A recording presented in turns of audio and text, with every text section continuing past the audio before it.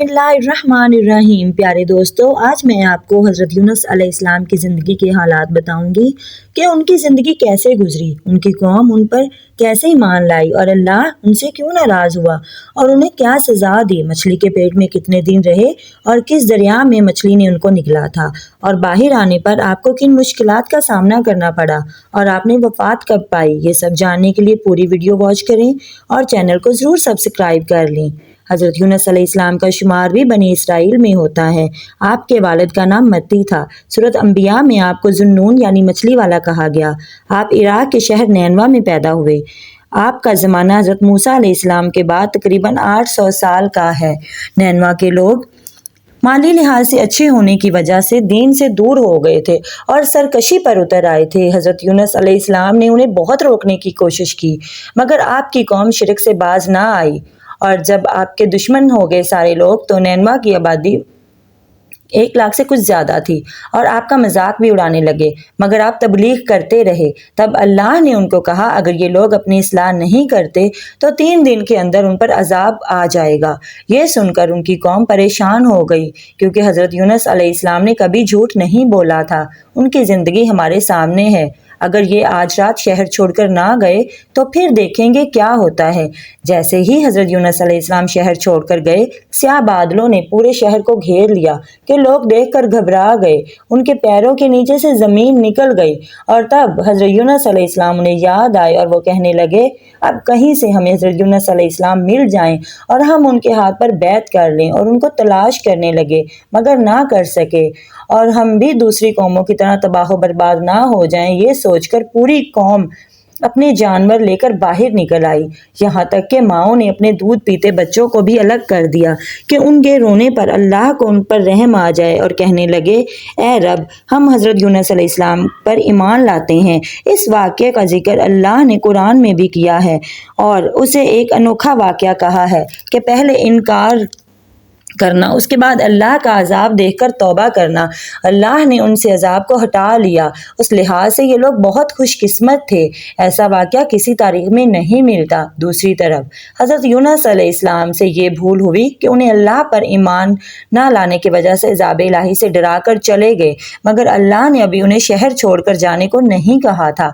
उस बात पर अल्लाह ने उनकी पकड़ कर ली। आप अलैहिस्सलाम एक कश्ती पर सवार हो गए। मल्लाह ने कहा, आप बहुत नेक शख्स लग रहे हैं, कश्ती में सवार हो जाएं। कश्ती अपनी मंजिल की तरफ रवाना हो गई और कुछ देर बाद भंवर में फंस गई।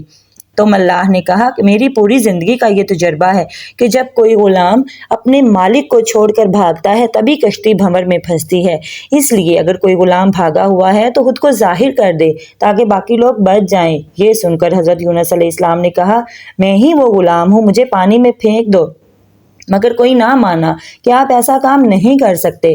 फिर कुरान अंदाजी की तो आपका ही नाम निकला। 3 बार कुरान अंदाजी करने पर भी जब आपका ही नाम निकला, मगर मल्लाह उनकी नूरानी शक्ल सूरत की वजह से किसी सूरत भी आपको पानी में फेंकने पर राजी ना था। ये सूरत हाल देखकर हज़रत यूनुस अलैहिस्सलाम खुद ही पानी में कूद गए और दरिया में गिरते ही एक बड़ी मछली ने आपको निगल लिया।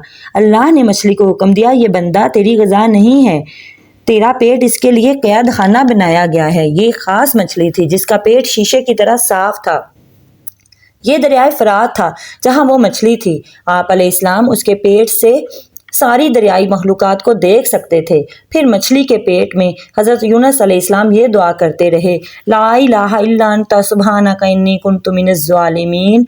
अल्लाह ने हज़रत यूनुस अलैहिस्सलाम की ये दुआ कबूल की और अल्लाह के कहने से उन्हें बाहर उगल दिया। आपके मछली के पेट में रहने के मुख्तलिफ अय्याम बताए जाते हैं, 1 दिन, 7 दिन या फिर 40 दिन। मछली के पेट में रहने की वजह से आप बहुत कमज़ोर और बीमार हो गए थे।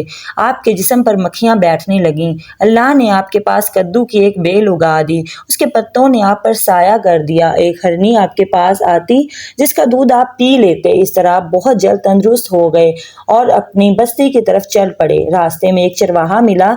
आपने उससे कौम के हालात पूछे। उसने बताया कि हमारे नबी यूनुस अलैहिस्सलाम थे, वो हमें बहुत समझाते थे मगर हम नहीं سمجھے، جس کی وجہ سے یہ بستی چھوڑ کر وہ چلے گئے اور ہم پر اللہ کا عذاب نازل ہوا۔ ہمارے معافی مانگنے پر اللہ کو ہم پر رحم آ گیا، مگر حضرت یونس کا اب تک کوئی پتہ نہیں۔ آپ نے کہا اپنی کسی بکری کا دودھ مجھے پلا دو۔ اس نے آہ بھری اور کہا کہ حضرت یونس کے جانے کے بعد ہم قحط سالی کا شکار ہیں۔